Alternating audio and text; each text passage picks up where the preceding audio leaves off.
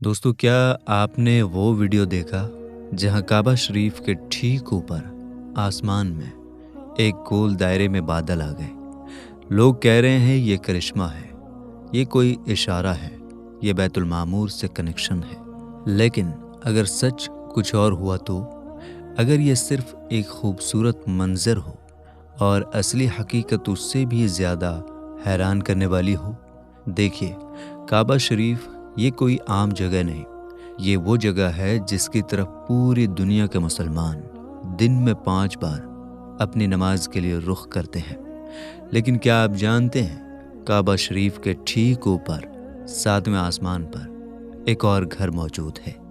एक ऐसा घर जिसका नाम है बैतुल मामूर। और ये कोई कहानी नहीं, बल्कि खुद कुरान में इसका जिक्र आया है। सूरह तूर की आयत 1 से 5 में इसका जिक्र मिलता है। सोचिए, जिसका जिक्र कुरान में हो उसकी अजमत कितनी होगी।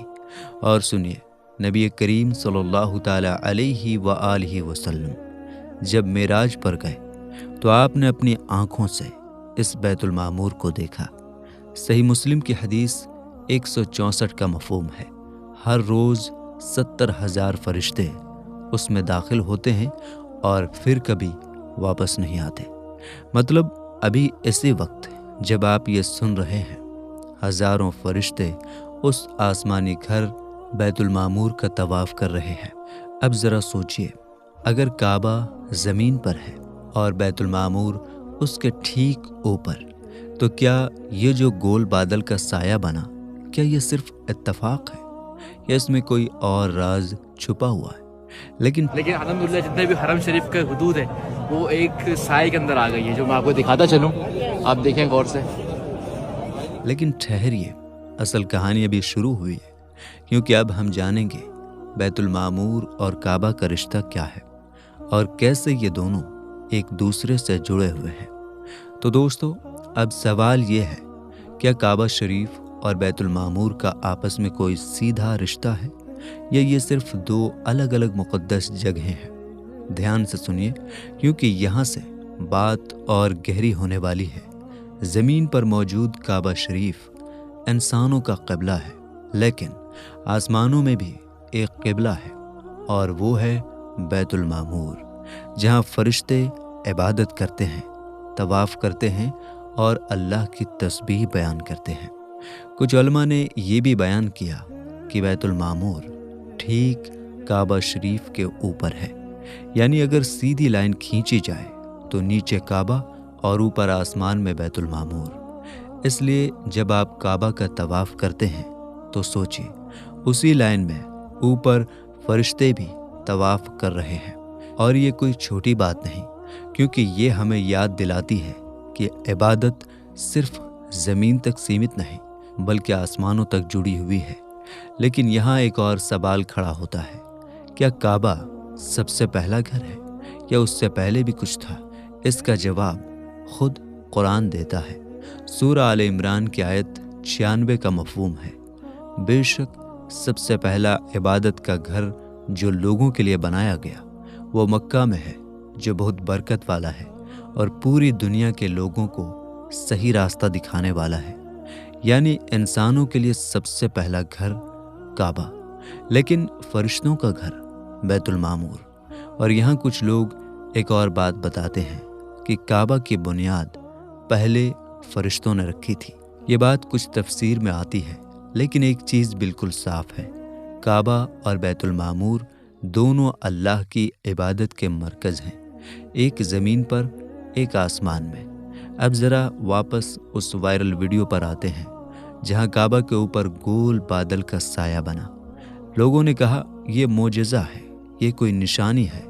लेकिन अगर हम ठंडे दिमाग से देखें तो ये नज़ारा दुनिया के और हिस्सों में भी देखा गया है। कभी सूरज के चारों तरफ रिंग बनती है, कभी बादल गोल शेप ले लेते हैं। तो क्या इसका मतलब ये है कि हर बार वो मोजज़ा होता है? ज़रूरी नहीं, लेकिन अगर वही नज़ारा काबा के ऊपर बन जाए तो दिल अपने आप कह उठता है, सुभान अल्लाह, ये अल्लाह की रहमत है।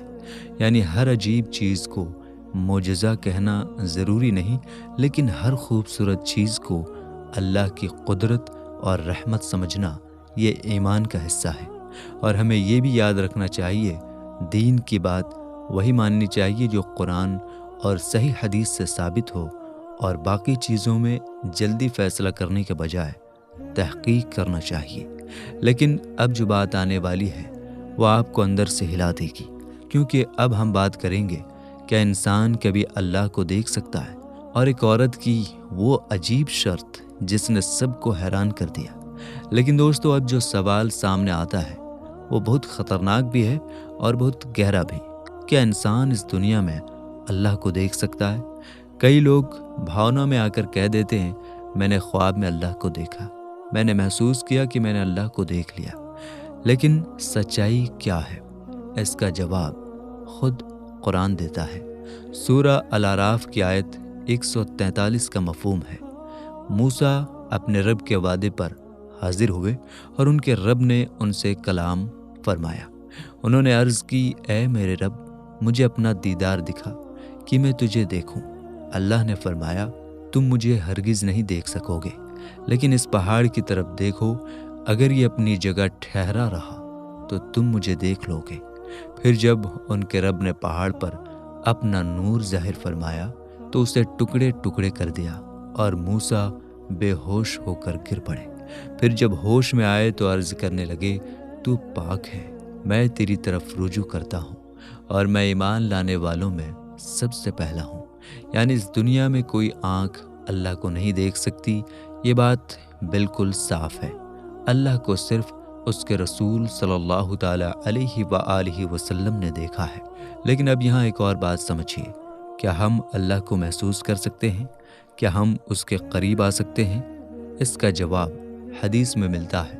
صحیح بخاری کی حدیث 6502 کا مفہوم ہے، اللہ تعالیٰ فرماتا ہے، بندہ نفل کے ذریعے میرا قریب ہوتا رہتا ہے، پھر میں اس سے محبت کرتا ہوں اور میں اس کا کان، آنکھ، ہاتھ اور پیر بن جاتا ہوں۔ مطلب اللہ کو دیکھ نہیں سکتے لیکن اللہ کو محسوس کر سکتے ہیں۔ اور یہی بات ایک عورت سمجھ نہیں پا رہی تھی۔ وہ کہتی تھی، میں ایمان تبھی لاؤں گی جب خدا کو دیکھ لوں۔ اب ذرا سوچئے، یہ کیسے شرط ہے اور اس کا جواب کیا ہوگا؟ یہیں سے شروع ہوتی ہے ایک ایسی کہانی جو دل کو ہلا دیتی ہے۔ لیکن دھیان سے سنیے، یہ جو واقعہ ہے یہ کسی صحیح حدیث سے ثابت نہیں، یہ ایک نصیحت والی کہانی ہے جس سے سبق لیا جاتا ہے۔ تو اسے حدیث سمجھ کر نہیں بلکہ ایک سیکھ سمجھ کر سنیے۔ ایک عورت تھی جو گناہوں میں ڈوبی ہوئی زندگی جی رہی تھی، لیکن دل کے اندر کہیں نہ کہیں سچ کی تلاش تھی۔ جب اسے سمجھایا گیا تو اس نے کہا، میں ایک خدا کو ماننے کو تیار ہوں، لیکن جب تک میں اسے دیکھ نہ لوں میں ایمان نہیں لاؤں گی۔ اب بتائیے ایسی شرط کا جواب کیا دیا جائے؟ اسے یہی سمجھایا گیا، اس دنیا میں کوئی آنکھ اللہ کو نہیں دیکھ سکتی لیکن اسے محسوس کر سکتی ہے۔ نماز پڑھو، نفل پڑھو، دل سے اسے یاد کرو، اور یہیں سے اس کی زندگی بدلنے والی تھی۔ لیکن اصل بدلاؤ ابھی باقی تھا، کیونکہ اب اس کے ساتھ ایسا واقعہ ہونے والا تھا جو اس کے دل کو توڑ بھی دے گا اور جوڑ بھی دے گا۔ دوستو، اب شروع ہوتا ہے اس عورت کی زندگی کا سب سے مشکل موڑ۔ اس نے توبہ تو کر لی تھی، گناہ چھوڑ دیے، غلط کام چھوڑ دیے، لیکن ابھی اس کے امتحان ختم نہیں ہوئے تھے۔ کچھ ہی دنوں میں اس کے گھر میں فاقوں کی نوبت آ گئی۔ کھانے کے لیے کچھ نہیں، کمانے کا کوئی ذریعہ نہیں، اور سب سے بڑھ کر اس کی چھوٹی سی بیٹی بھوک سے بلک رہی تھی۔ سوچئے، ایک ماں کے لیے اس سے بڑا درد کیا ہوگا؟ مجبوری میں اس نے اپنے گھر کے کچھ برتن اٹھائے اور بازار کی طرف نکل پڑی۔ ارادہ صرف اتنا تھا، آج انہیں بیچ کر اپنی بیٹی کے لیے کھانا اور دوا لے آؤں گی۔ لیکن جیسے ہی وہ بازار پہنچی، اسے احساس ہوا کہ یہ دنیا کتنی بدل چکی ہے۔ ہر دکان پر کوئی اس کے برتنوں کو نہیں دیکھ رہا تھا۔ لوگ اس کی مجبوری نہیں، اس کا جسم دیکھ رہے تھے۔ کچھ لوگوں نے تو ہاتھ پکڑنے کی کوشش کی، غلط باتیں کی، پیسے کا لالچ دیا، 1000 ریال لے لو بس ایک بار۔ لیکن اس بار وہ عورت بدل چکی تھی۔ وہ روتے ہوئے کہتی، میں توبہ کر چکی ہوں، اب میں وہ کام نہیں کروں گی، اور ہر آفر ٹھکراتی چلی گئی۔ لیکن ہر بار ٹھکرانے کے ساتھ اس کی امید بھی ٹوٹتی جا رہی تھی۔ آخرکار تھک ہار کر وہ واپس لوٹنے لگی اور چلتے چلتے اس کے دل میں ایک خیال آیا، یہ کیسے مسلمان ہیں، انہیں اپنے ایمان کی کوئی فکر نہیں۔ اگر یہی اسلام ہے تو میں کیوں اسلام قبول کروں؟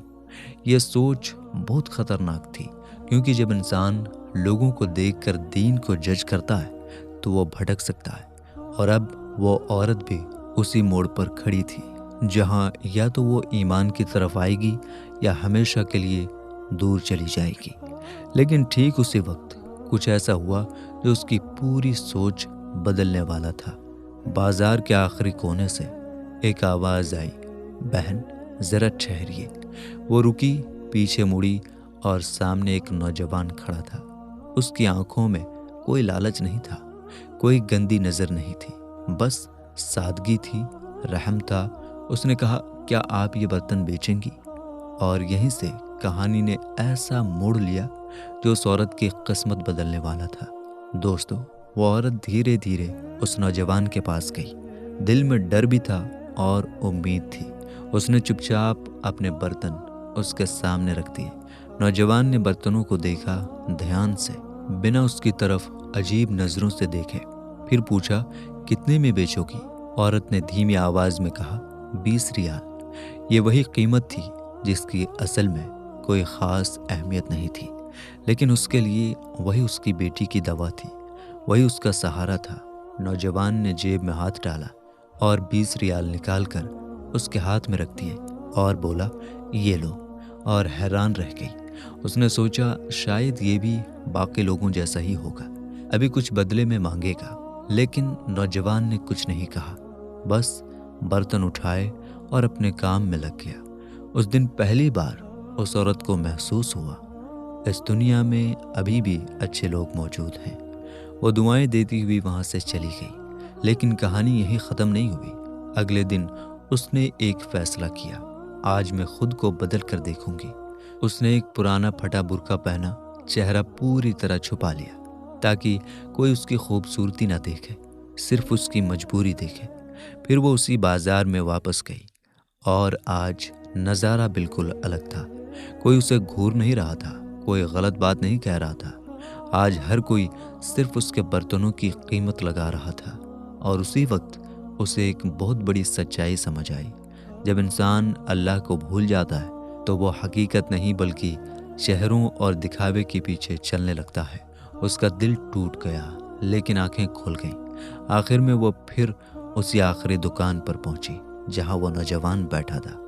اس نے کہا، آج میرے پاس یہ برتن ہیں، میں انہیں 20 ریال میں بیچ دوں گی، میری بیٹی بیمار ہے۔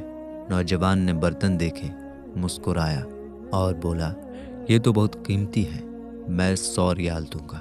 عورت چونک گئی، کیا تم میرا مذاق اڑا رہے ہو؟ نوجوان بولا، نہیں، میں یہ پیسے برتنوں کے لیے نہیں دے رہا، میں یہ تمہاری بیٹی کے لیے دے رہا ہوں۔ بس یہی اس عورت کا دل پوری طرح بدل گیا۔ اسے سمجھ آ گیا اسلام کیا ہے، اصل انسانیت کیا ہے۔ لیکن ایک شرط ابھی بھی باقی تھی، میں ایمان لاؤں گی لیکن جب تک خدا کو دیکھ نہ لوں۔ اب بتائیے اس شرط کا کیا جواب دیا جائے گا؟ اور یہی کہانی پہنچتی ہے اپنے سب سے اہم موڑ پر، جہاں ایمان، عقل اور حقیقت تینوں آمنے سامنے آنے والے ہیں۔ دوستو، اب وہ عورت پوری طرح بدل چکی تھی، گناہ چھوڑ چکی تھی، انسانیت پہچان چکی تھی، اسلام سے پربھاوت ہو چکی تھی۔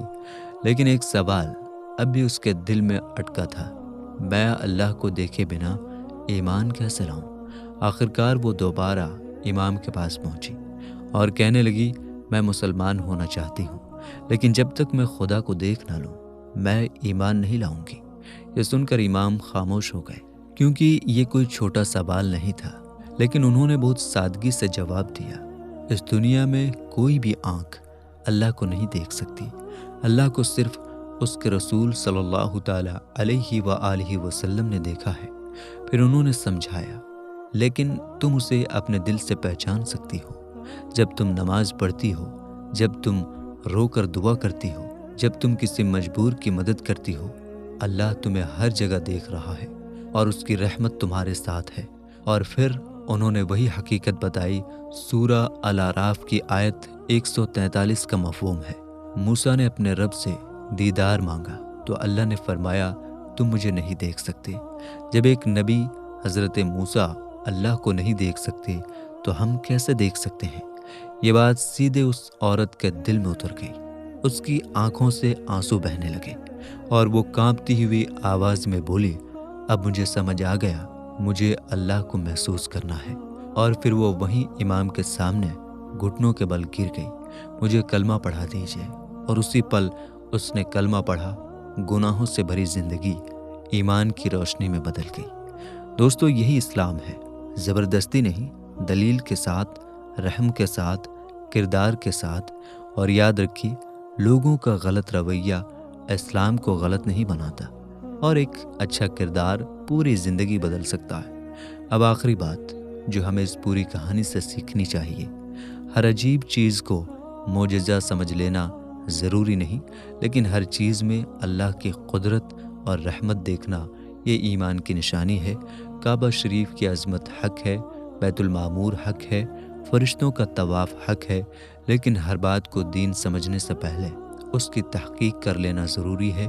اس لیے علم کے ساتھ مانو، تحقیق کے ساتھ سنو اور صحیح بات کو ہی آگے بڑھاؤ۔ اللہ ہم سب کو صحیح سمجھ اور سچا ایمان عطا فرمائے۔ آمین یا رب العالمین۔